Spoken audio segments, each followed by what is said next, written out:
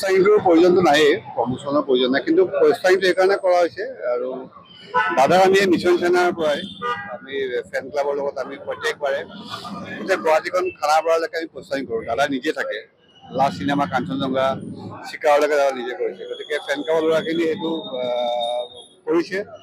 আৰু প্ৰচাৰখন লাগেও, বহুতে নাজানিবও পাৰে কিছুমানে, এইটো এটা সেইকাৰণে এটা পৰম্পৰা হিচাপে এইটো কৰা হৈছে।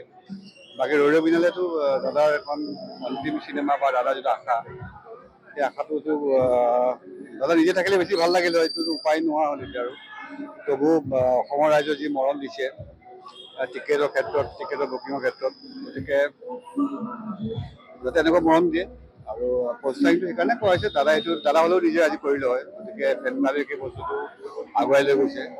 আৰু আমিও চিনিয়ৰ হিচাপে অলপ সিহঁতকো এডভাইচ কৰোঁ।